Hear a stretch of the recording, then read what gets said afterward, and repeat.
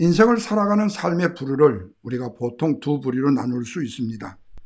한 부류는 지금의 환경과 여건이 어렵고 힘들지만 즐겁고 감사한 마음으로 살아가는 삶의 부류가 있지요.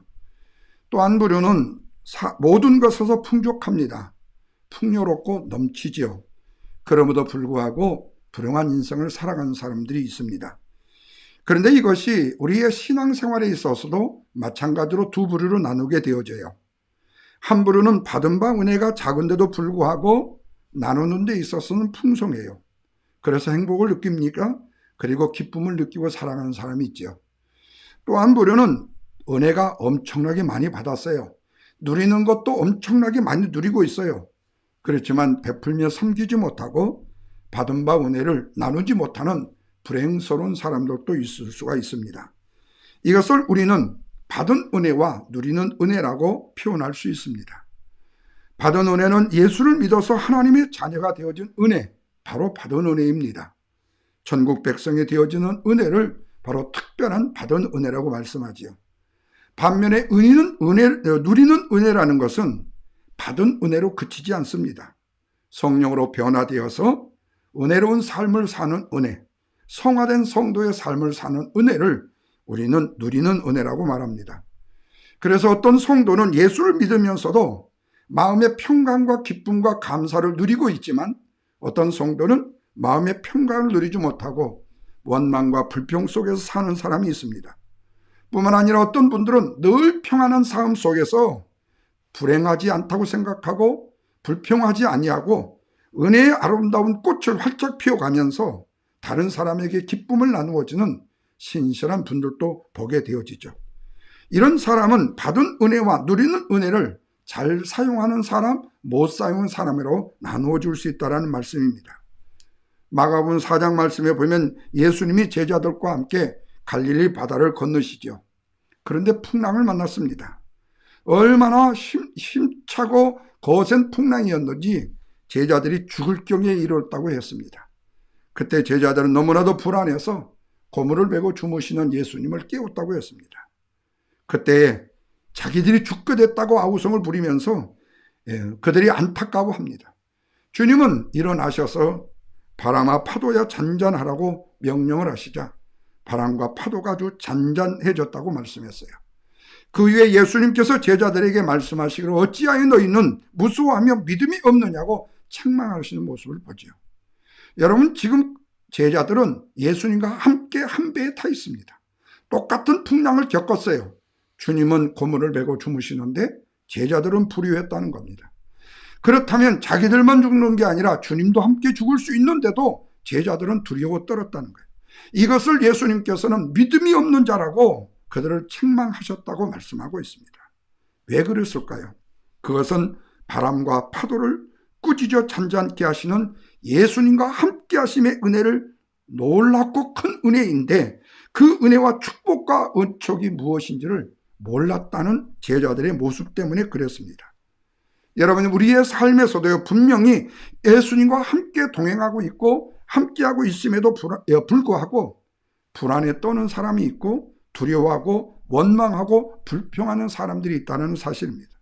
한마디로 이것을 죄송한 표현이지만 믿음이 부족하지만 이것은 더 나아가서 받은 은혜는 많이 가졌지만 누리는 은혜를 누리지 못하기 때문에 일어난 결과라고 말씀할 수 있어요. 주님께서 제자들을 책망하신 것은 받은 바 은혜가 너희들만치 큰 자들이 어디 있냐?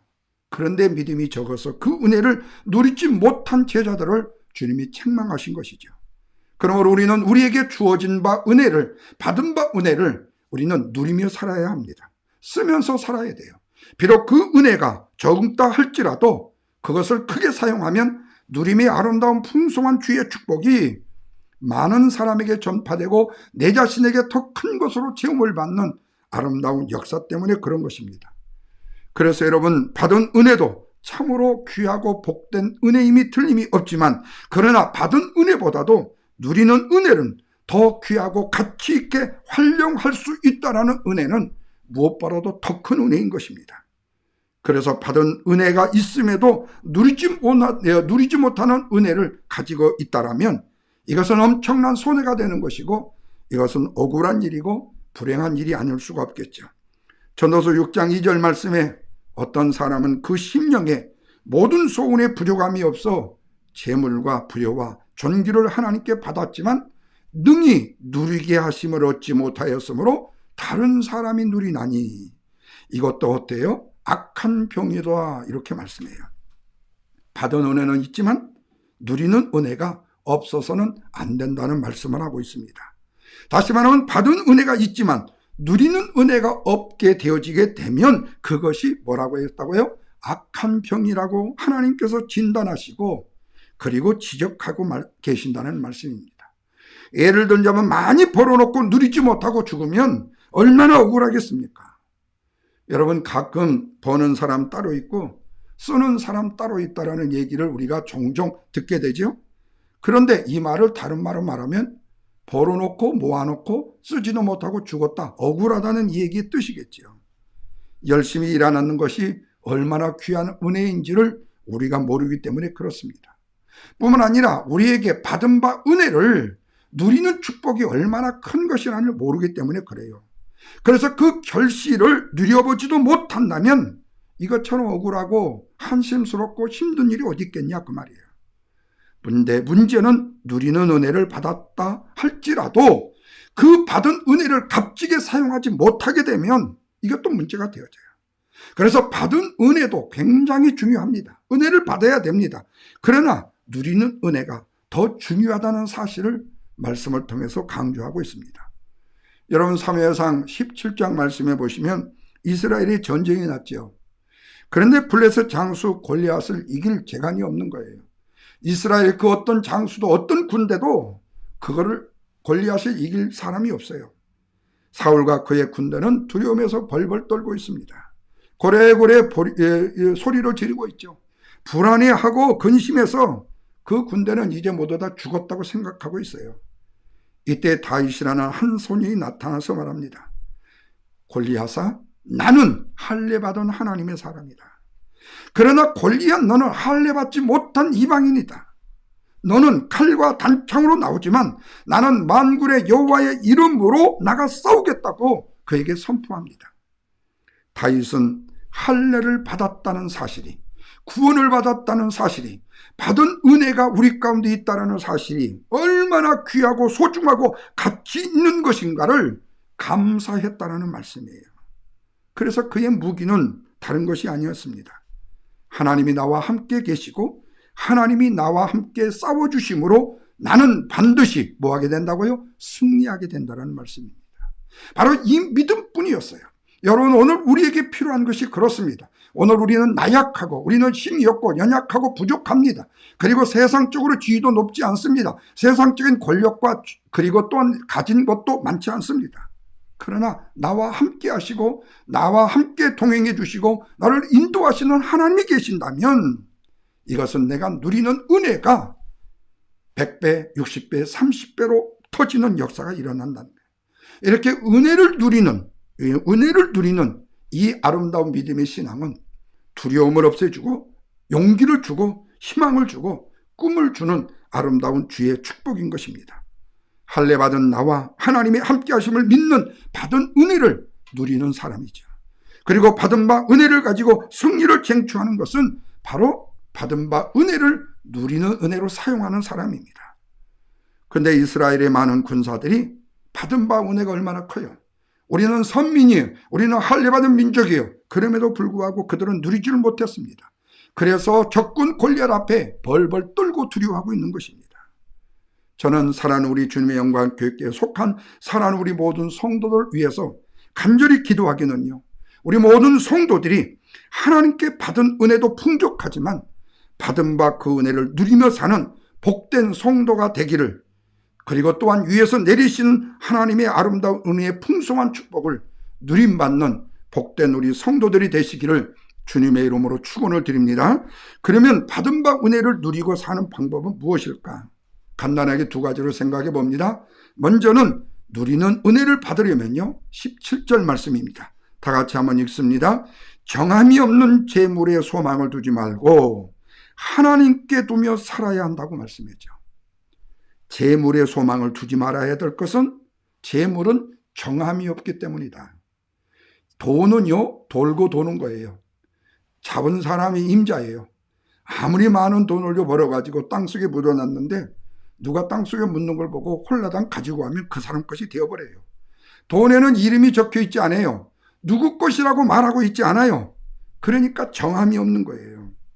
재물은 언제든지 내게 있다가요, 어느 날 갑자기 누구에게 떠나갈지 몰라요.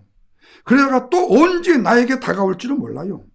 그러므로 우리가 재물을 의지하거나 소망을 가치를 둘 이유가 없다는 것이에요. 정함이 없기 때문이에요. 그리고 더 중요한 것은 재물 자체가 우리의 인간의 행복을 잠시는 누릴 수 있게 할지는 몰라요. 그러나 영원한 도구가 되지는 못한다는 사실입니다. 여러분, 우리의 주위를 보십시오. 재물이 많아도요, 행복과 기쁨을 누리지 못하고 살아가는 사람들이 얼마나 많은지 몰라요. 재물이 많아도요, 뭔가 인생을 쫓기는 인생을 살아가는 사람도 많고, 그리고 두려워하고 힘들어하고 아파하고 고통스러워하고 불안해하며 살아가는 사람들이 얼마나 많은지 모릅니다. 왜 그럴까요? 그 재물을 가지고 행복을 누리며 살게 하시는 하나님 앞에 소망을 두지 않고 정함 없는 재물에다가 소망을 두고 살기 때문에 그렇습니다. 그래서 재물이 많든지 적든지 간에 그것을 누리며 사는 사람에게는 하나님께서는 행복감을 주신다는 거예요. 그리고 그 누리게 하시는 하나님 앞에 소망을 둬야 될 필요가 있다라고 말씀하시는 거예요. 재물이 많다고 해서요, 재물을 많이 차곡차곡 쌓아둔다고 해서요, 우리의 미래가 보장되는 것은 아니라는 거예요. 특별히 사랑하는 자녀를 위해서요, 내가 네 평생 먹고 살 만한 재물을 모아두었다. 그러니까 너는 그냥 그럭저럭 살아도 괜찮고 너는 네 주관 없이 살아도 너는 행복하게 살 것이라고 생각할 수 있는 부모님들이 종종 있을 수 있겠죠. 그러나 여러분, 그것은 끝까지 가봐야 돼요. 시기에서 하는 말이 아니라 죄송스러운 말씀이지만은 그 재물은 정함이 없습니다. 그것이 그 자녀의 미래의 행복을 보장하고 소망으로 나아갈 수 있게 하는 보장된 것은 아니라는 거예요. 잠언서 11장 28절에 그래서 자기의 재물을 의지하는 자는요, 뭐라고 그랬죠? 내봅니다. 반드시 패망하려니와. 의인은 어떻게 된다고 그랬습니까? 푸른 잎사귀 같아서 번성하리라고 말씀해요. 돈이 많아도요, 때가 되면 죽게 됩니다.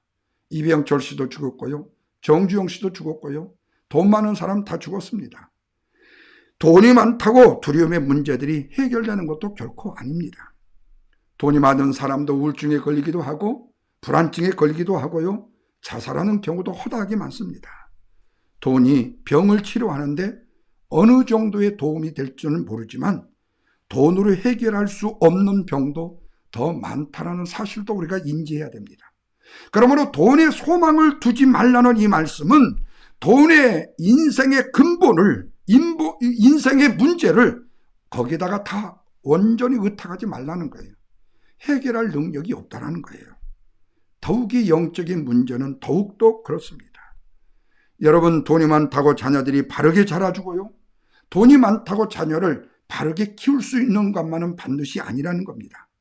반면에 돈이 없다고 살아난 내 자식을요, 잘못 키운다는 보장도 없습니다.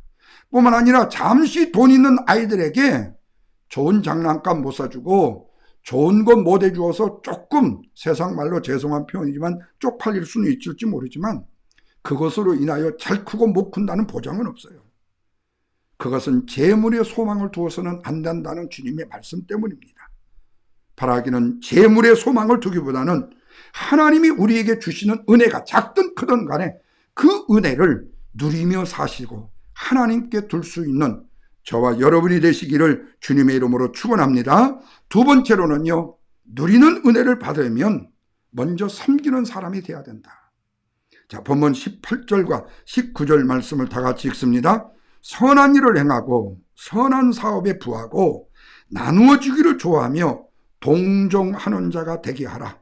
이것이 장래의 자기를 위하여 좋은 터를 쌓아 참된 생명을 취하는 것이니라. 이렇게 말씀해요. 여러분, 아브라함은 평소에도 손님 대접하기를 즐겨했다고 했어요. 그러다가 부지중에 지나가는 천사를 대접하게 됩니다. 여기서 우리가 오해하지 말아야 될 것은요, 놀부처럼요, 딱 한 번 제비다리 고쳐줘서 하나님의 천사를 만났다고 생각하면 안 돼요. 그렇게 아브라함이 만난 것이 아니라 평소에 손님 대접하기를 즐겨하다 보니까 천사까지 대접하여 그 복을 받았다는 거예요. 물론 하나님의 섭리 속에 천사가 아브라함을 찾아왔지만 집으로 들이지 않았다면 어떻게 됐을까요? 집으로 들였어요. 여러분, 우리가 부지 중이라도요, 남을 대접하고 살아간다는 것이요, 때로는 손해일 것처럼 여겨질 수 있어요.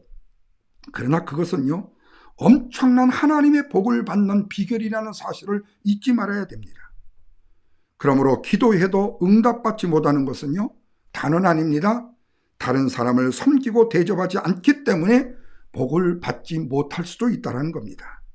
마태복음 7장 7절 이하의 말씀에 구하라 너희에게 주실 것이요 찾으라 찾을 것이요 문을 두드리라 그리하면 열릴 것이니 구하는 이마다 얻을 것이요 찾는 이마다 찾을 것이요 두드리는 이에게 열릴 것이니 뭐라고 그랬죠? 하늘에 계신 너희 아버지께서 좋은 곳으로 주시지 않겠느냐고 말씀합니다. 자, 12절 보십시오. 그러므로 무엇이든지 남에게 대접을 받고자 하는 대로 너희도 남을 대접하라. 이것이 율법이요 선지자의 강령이라고 말씀하잖아요. 기도의 응답을 받기를 원하십니까? 남을 대접하며 살기를 주님의 이름으로 부탁합니다. 기도의 응답을 받지 못하는 이유 중에 또 하나도요, 다른 사람을 섬기고 대접하지 않았기 때문이라고 말한다면 욕하겠지요. 그러나 그럴 수도 있다는 겁니다. 여러분, 요셉이 유지한 사람이 된 것이 뭐예요? 다른 것 다 있지만요, 그는 한 번도요 원수를 갚을 생각을 하지 않았어요. 형들에 의해서 죽을 고비 넘겼습니다. 구덩이에 빠졌습니다. 결국에는요 유다의 제안에 의해 가지고 애굽의 노예상에 팔려서 보디발 장군의 집에서 노예로 컸습니다. 뿐만 아니라 그 아내의 미혹을 뿌리쳤다는 명분 때문에 억울하게 감옥까지 갇혔어요. 그런데 그는 어떤 환경, 어떤 조건에서도 남을 섬겼어요. 보디발 장군의 집에서는 주인을 섬겼고 노예를 섬겼고요, 가정총무로.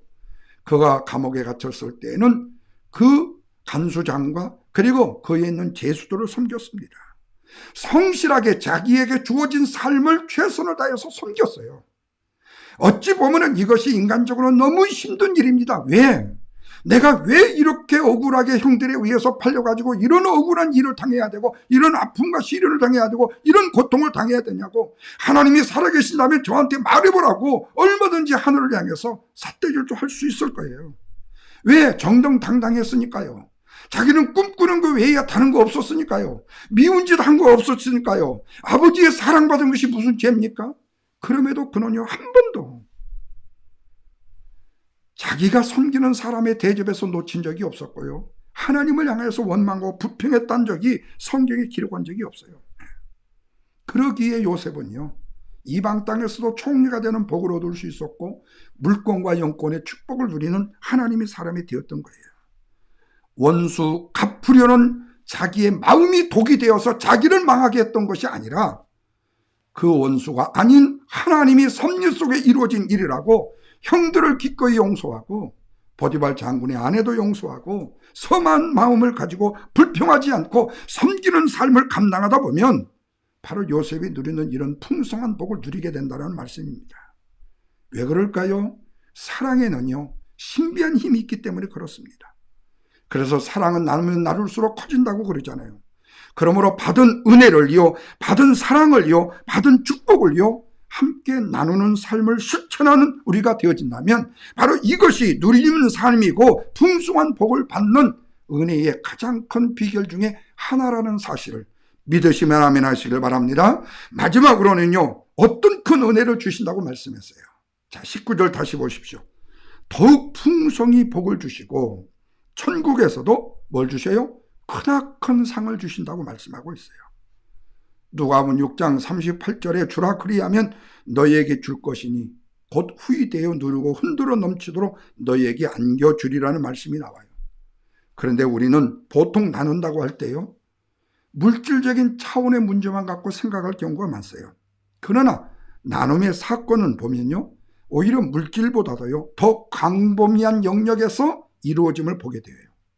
실망과 좌절 속에 있는 사람에게 용기 주는 한마디의 말이요 우리가 마음을 나눌 수 있는 나눔이 되어줄 수가 있어요. 뿐만 아니라 병중에 신음하고 고통당하는 살아있는 영혼들을 위해서 간절한 마음으로 기도하는 기도의 은총 속에서 우리는 주님의 사랑을 나누게 되어진다는 거예요.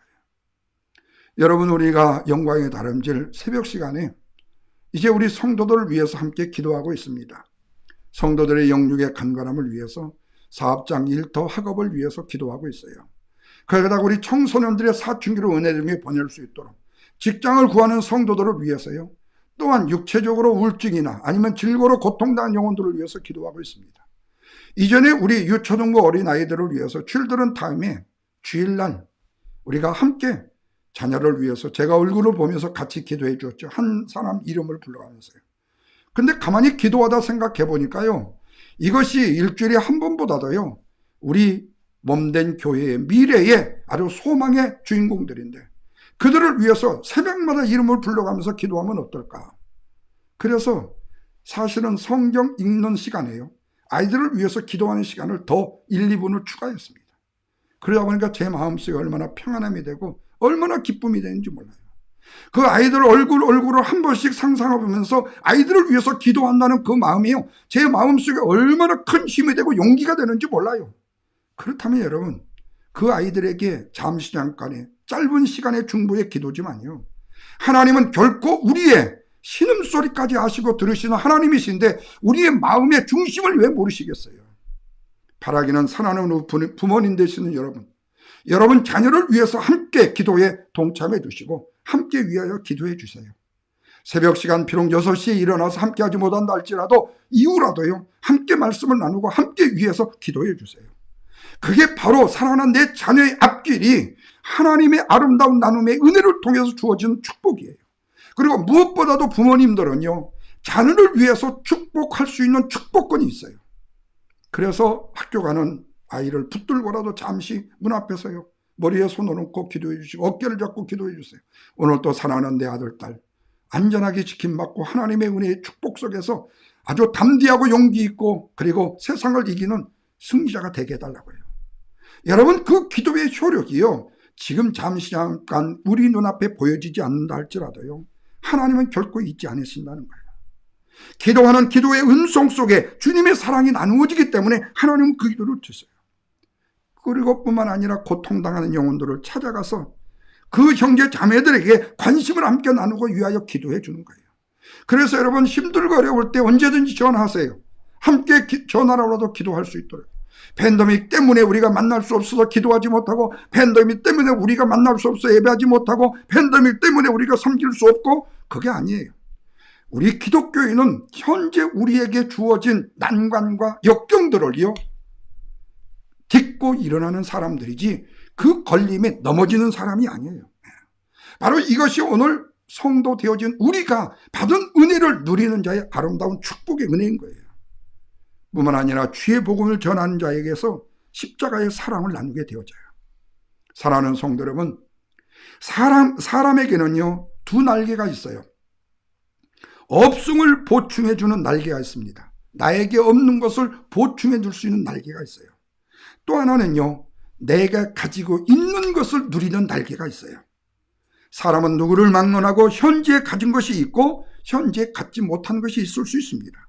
그래서 인생에게 있어서 현재 자신에게 없는 것을 얻으려는 노력은 굉장히 필요한 것인데 돈과 지식이라든지 지혜와 건강 등에 있어서 더 나은 상태로 우리의 삶을 업그레이드 시키기 위해서는 노력을 기울여야 될 필요성이 있어요. 그래서 장사하시는 분들은 열심히 장사해야 되고 직장생활 하시는 분들은 성실하게 일해야 되고 등등의 우리에게 물건을 얻기 위해서 우리는 열심히 일하는 거 중요해요.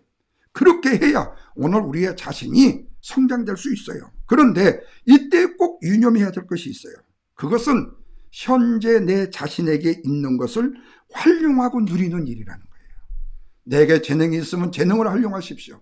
내게 물질이 있으면 물질을 활용하십시오. 내게 건강이 있다면 몸을 허락하십시오. 이것 때문에 안 된다, 저것 때문에 안 된다 핑계하는 사람은요 있는 것마저도요 그냥 다 피폐 없애버리는 사람이에요. 그러나 활용하면 활용할수록 가치가 늘어나게 돼 있어요. 현재에 가지고 있는 것을 무시해버리고 없는 것만을 채우려고 하는 노력으로 일생을 살게 되어지게 되면 그 인생은 너무 고단해져요. 너무 힘들어져요. 삭막해져요. 행복이 없어요. 기쁨과 주님의 은혜까지도 싸그리 없어져 버려요. 만족과 감사가 없는 늘 결핍감으로 허덕이는 인생이 되어버리고 만다는 거예요. 그래서 이런 사람에게는 항상 갈증이 느껴지는 거예요. 이런 사람에는 항상 부족한 거예요. 이런 사람들은 계속 한숨만 쉬면서 남을 원망하고 불평하고 다른 사람들을 핑계하는 거예요. 우리는 우리 자신의 성장을 위해서요, 부족하고 모자란 것을 채우기 위해서 노력하고 힘쓰되 현재 내가 가지고 있는 것을 잘 활용하며 누리는 것, 이것이 바로 우리에게 주어진 두 날개를 사용하는 지혜로운 인생이 되는 것입니다. 없음을 보충하는 날개와 있음을 누리는 날개, 이 두 날개로 저와 여러분의 인생을 힘차게 나눌 수 있는, 비행할 수 있는 주의 축복을 누리시기를 바랍니다. 마지막으로 우리 성도님들에게 간절히 바라는 것은요, 받은 은혜로 우리에게 풍성한 것은 사실이요, 그러나 누리는 은혜도 풍성하셔서 2020년 한 해 가기 전에 우리 하나님이 지금까지 주신 은혜를요, 우리가 받았다면 이제는 남은 시간만이라도 최선을 다해서 누리시기 바랍니다. 그로 인하여 현세에서 주어지는 아름다운 은혜의 축복과 또한 내세의 천국에서 우리가 받아 누릴 수 있는 아름다운 영광의 멸관을 받고 천국의 영광과 부유와 존귀의 평화를 영원히 누리시고 오늘 주 안에서 기뻐하며 즐거워하며 감사함으로 이 험난한 세대지만 능히 이기고 승리해 가는, 팬덤에 이르려서 안 된다, 할 수 없다, 이걸 다 물리치고 믿음으로 아름답게 소망 안에서 기쁨의 주님을 높이고 영화롭게 하는 믿음의 주여 온전케 하시는 그리스도를 바라보고 승리하는 2020년 남은 시간에 송년주일, 그리고 남은 시간을 은혜롭고 복되게 맞이하고 다시금 새해를 새롭게 준비하는 사랑하는 우리 주님의 영광교회 사랑하는 성도들이 되시기를 주님의 이름으로 축원합니다. 기도